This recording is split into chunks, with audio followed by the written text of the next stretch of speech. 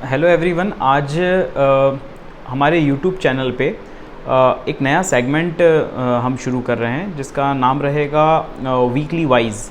और ये एक टाइप का क्विज़ कंपटीशन रहेगा जिसमें इस हफ्ते में जो भी करंट अफेयर्स का या क्लास में जो भी चीज़ें हुई हैं वो हम क्विज़ के फॉर्मेट में विदाउट ऑप्शन दिए हुए अपने क्लास के बच्चों से पूछेंगे ताकि उनका रिवीजन हो सके। इसमें से काफ़ी क्वेश्चन आपके काम के हो सकते हैं, तो आप पूरा वीडियो देख के कुछ क्वेश्चंस जो आपको सही लगें वो आप लिख सकते हैं। हो सकता हो कि आपने ये सारी चीज़ें अपनी क्लासरूम में या पढ़ रखा हो न्यूज़पेपर में, ऑनलाइन कहीं भी मीडियम से, और कुछ हो सकता है कि नए क्वेश्चन आपको हमारे इस सेगमेंट में मिल जाए, तो आप उसे एक बार देख सकते हैं। जो मेन मोटो हमारा ये रहेगा इसमें कि बच्चे का थोड़ा सा इम्प्रूवमेंट होना चाहिए, क्योंकि बच्चे डाइवर्स बैकग्राउंड से आते हैं। कई लोगों ने तो इतनी कभी पढ़ाई की भी नहीं होती है, पर वो सोच रहे हैं कि वो पीएससी की तैयारी करें, तो थोड़ा सा शायद उन्हें हिचकिचाहट हो सकती है, कुछ क्वेश्चन गलत हो सकते हैं। बट अल्टीमेटली जो मेन हमारा रहता है कि हम इम्प्रूव करें, ज़्यादा ज़रूरी ये है।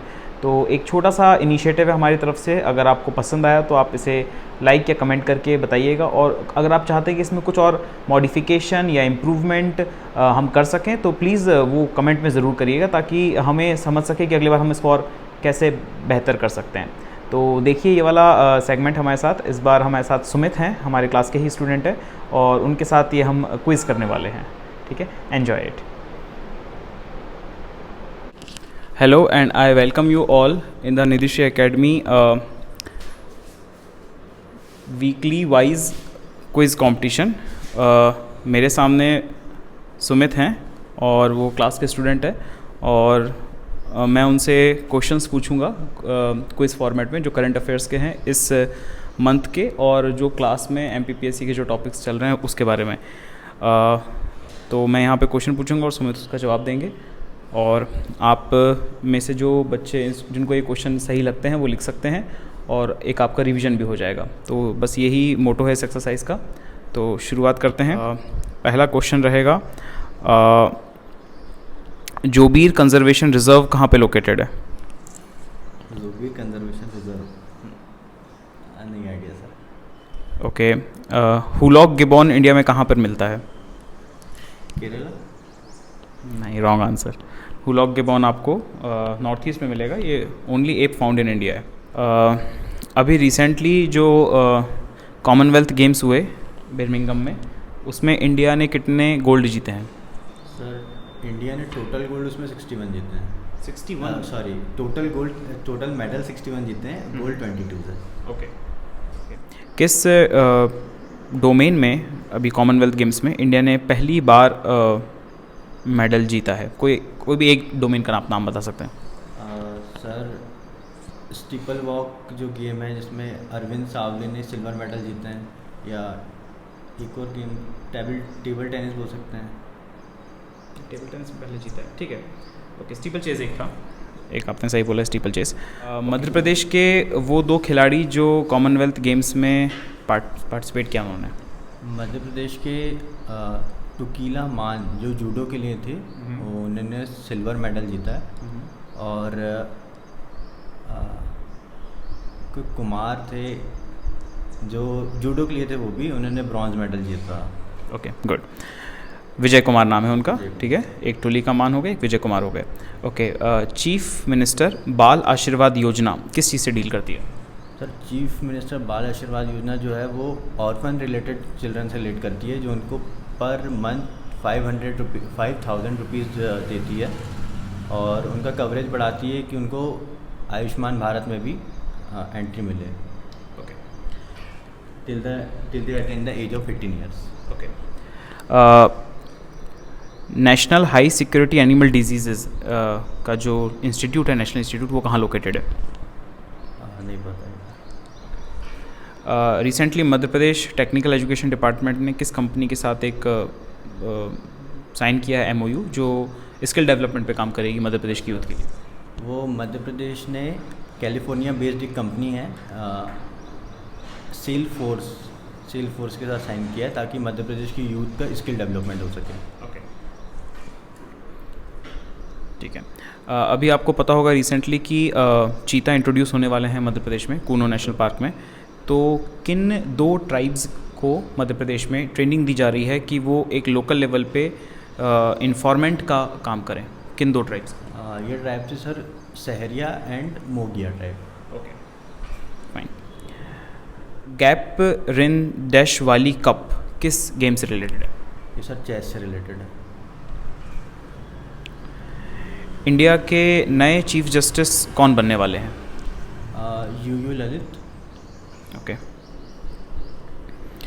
रिसेंटली पहली बार जो CSIR है उसमें एक वुमेन को हेड बनाया गया है। उनका नाम क्या है और उनका एरिया ऑफ डोमेन क्या है? लाइक किस फील्ड में वो काम करती है? नाम बताइए सर, याद नहीं आ रहा। और किस एरिया में काम करती हैं वो भी याद नहीं है? ओके, ठीक है। रिसेंटली पहली बार एक US का नेवी शिप इंडिया में अराइव हुआ रिपेयर्स के लिए।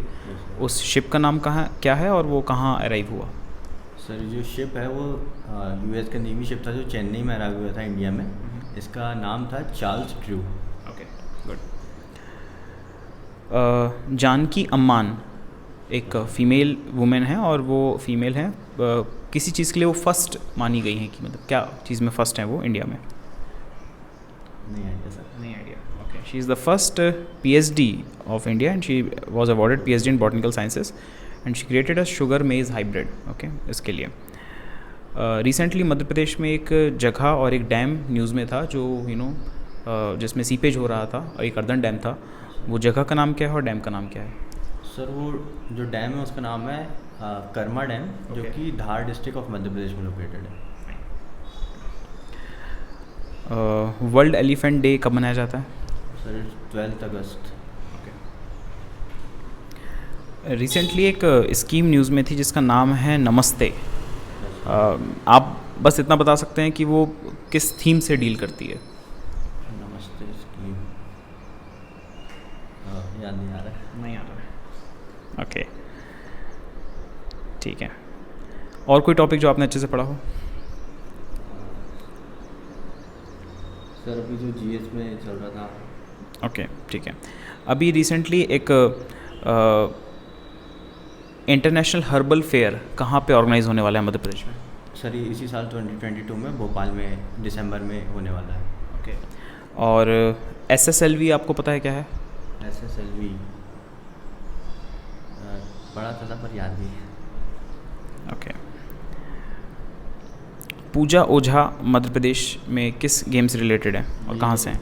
सिल्वर मेडलिस्ट हैं और 200 मीटर की वॉकिंग में इनको पैरा कैनोइंग में मेडल मिला था, सिल्वर मेडल। नहीं, वॉकिंग कैनोइंग नहीं होता। कैनोइंग मतलब वो पैरा कैनोइंग जो गेम है उसमें उनको मेडल मिला था। ठीक है, ओके।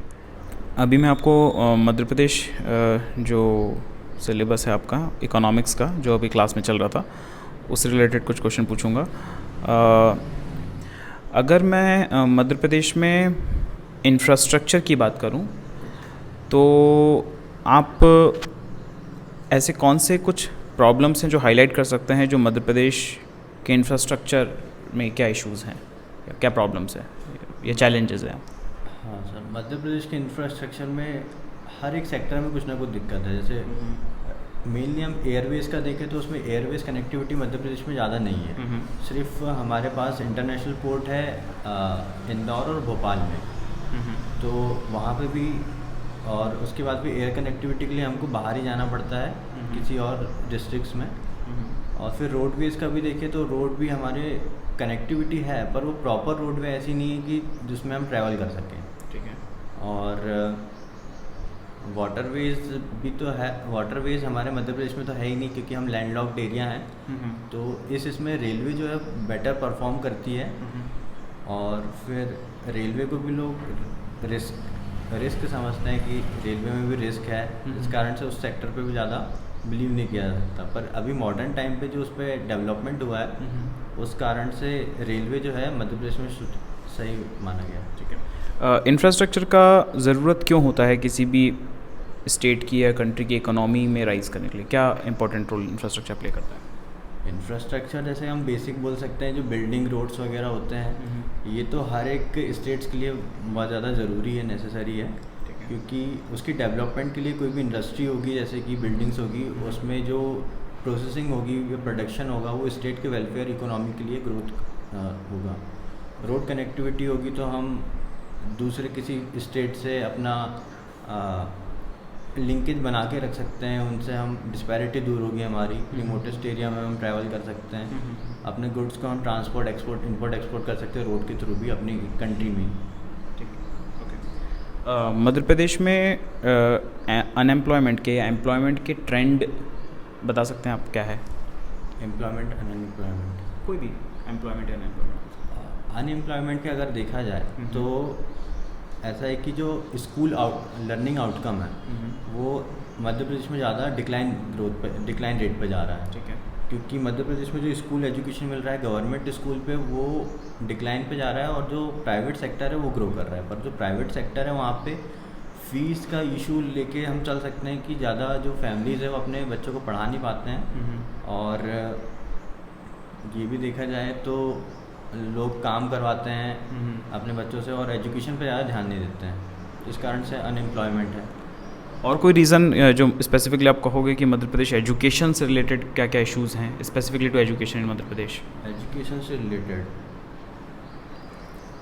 जो टीचर्स है वो भी प्राइवेट सेक्टर पे वर्क करना चाहते हैं और गवर्नमेंट में, क्योंकि एक बेनिफिट ये हो जाता है गवर्नमेंट में उनको कि फ्यूचर सिक्योरिटी तो हो जाती है, पर जो एजुकेशन देना होता है वो नहीं हो पाता, और जो टीचर का एटीट्यूड है towards student in government school वो भी सही नहीं है, उनकी कॉम्पिटेंसीज नहीं है उस पर, और उनकी स्किल्स भी नहीं है गवर्नमेंट स्कूल्स में देखा जाए तो मध्य प्रदेश में।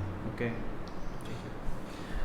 अगर मैं इंडस्ट्रियल क्लस्टर्स की बात करूं तो मध्य प्रदेश में कुछ आप इंडस्ट्रियल क्लस्टर्स या रीजन के नाम बता सकते हैं? कौन कौन से रीजन हैं इंडस्ट्रियल क्लस्टर्स?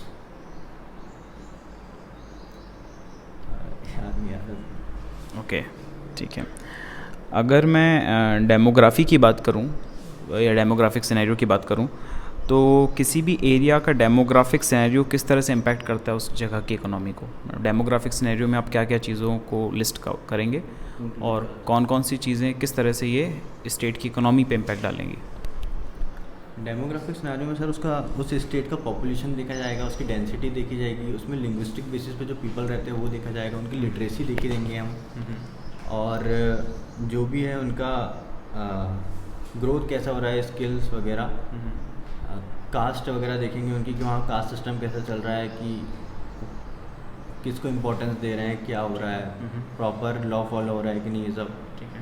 तो वो सब इम्पैक्ट करेगा उनकी डेमोग्राफिक को। और मेनली अगर हम देखें इकोनॉमी पे पॉइंट ऑफ व्यू से तो डायरेक्ट और इनडायरेक्ट वे में, इनडायरेक्ट वे में हम देखें तो हेल्थ और एजुकेशन इम्पैक्ट डालेगा, और इनडायरेक्ट वे में देखें तो उसका इंफ्रास्ट्रक्चर डालेगा, जैसे रोड, बिल्डिंग्स, रेलवे से सब ट्रांसपोर्टेशन के लिए और डेवलपमेंट के लिए एरिया है वो उसके इकोनॉमिक पे इम्पैक्ट डालेगा।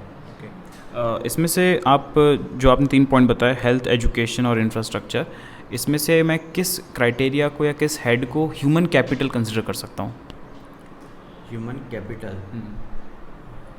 हेल्थ को हम कर सकते हैं ह्यूमन कैपिटल कंसिडर, और एजुकेशन को भी कर सकते हैं क्योंकि ये दोनों बेसिक नीड है हमारी। Okay, fine. कोई एक इशू जो आप मुझे बता सकते हैं डेयरी फार्मिंग से रिलेटेड मध्य प्रदेश में?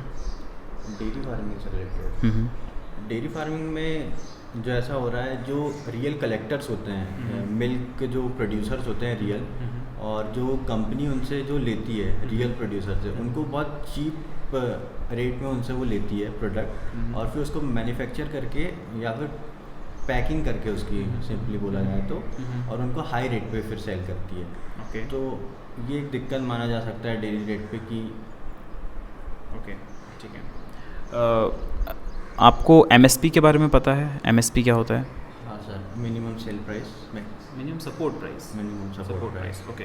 तो कोई इशू आप मुझे बता सकते हैं इंडिया में जो लाइक आपने एमएसपी को लेके काफ़ी कुछ सुना होगा, कुछ पॉजिटिव भी हैं कुछ नेगेटिव भी हैं, तो डिफ्रेंशिएट करिए दोनों में कि क्या पॉजिटिव है क्या नेगेटिव है और क्या इम्पैक्ट पड़ता है उससे, आइडिया है कुछ? हाँ सर, थोड़ा बोल सकते हैं कि एमएसपी में जैसे मेरे पॉइंट ऑफ व्यू से देखें तो मुझे तो एमएसपी सही लगा। गवर्नमेंट जो इनिशिएटिव देती है, फसल उगती है उसके पहले ही गवर्नमेंट उस पर एमएसपी डिक्लेयर कर देती है, ताकि हम उस क्रॉप पे ज़्यादा ध्यान दे सकें, उसको ग्रो कर सकें अच्छे से, उसकी प्रोडक्शन बढ़ेगा तो जो फार्मर है उनको भी बेनिफिट मिलेगा और गवर्नमेंट को भी मिलेगा। इस पॉइंट ऑफ व्यू से देखें तो एमएसपी सही आया है। और अगर अलग उससे देखें कि एमएसपी में क्या होता है, एक बीच पे एक वर्कर नहीं, हाँ, एक थर्ड मैन आ जाता है बीच पे, गवर्नमेंट और प्रोड्यूसर के बीच में। ठीक है, okay. वो थर्ड मैन जो है कॉस्ट कटिंग कर देता है, जिस कारण से एमएसपी एक डिसएडवांटेज बोल सकते हैं एमएसपी का ये। ओके। और वो नेसेसरी भी है आना उनका। ठीक ठीक, ओके। मध्य प्रदेश में लेके जो एग्रीकल्चर प्रोड्यूस है उसमें स्टोरेज और मार्केटिंग को लेके आप कुछ पॉइंट हाईलाइट कर सकते हैं क्या? स्टोरेज और मार्केटिंग को लेके क्या इशूज़ हैं एग्रीकल्चर में? स्टोरेज और मार्केटिंग, कोल्ड स्टोरेज वगैरह मध्य प्रदेश में तो काफ़ी अवेलेबल है हमारे पास। और मार्केटिंग का देखें तो यही है कि गवर्नमेंट जो इनिशिएटिव्स होते हैं जिसमें ये सेल करना होता है, उसमें थर्ड मैन आ जाते हैं और फार्मर्स डायरेक्ट उसको सेल नहीं कर पाते हैं, तो ये दिक्कत होती है। ओके, ठीक है। सर्विसेज सेक्टर से आप क्या समझते हैं, क्या होता है services sector? Service sector mainly sir वही जो हमें बिना किसी मैन्युफैक्चर के जो प्रोड्यूस सर्विसेज मिलती है, जैसे कि रेलवे सर्विस होगी, बस सर्विस वगैरह। Okay okay. और इकोनॉमी में कौन से 3 टाइप के सेक्टर्स को हम ब्रॉडली क्लासीफाई कर सकते हैं, नाम बता सकते हैं उसमें?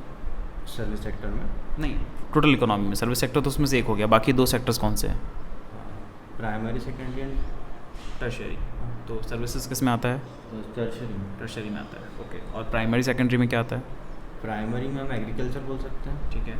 और सेकेंडरी में हम मैन्युफैक्चरिंग गुड्स वगैरह जो मिलते हैं। वेरी गुड, ठीक। और कोई टॉपिक जो आपने रेडी करके रखा हो, जो जैसे मैंने क्वेश्चन ना पूछूं आपसे?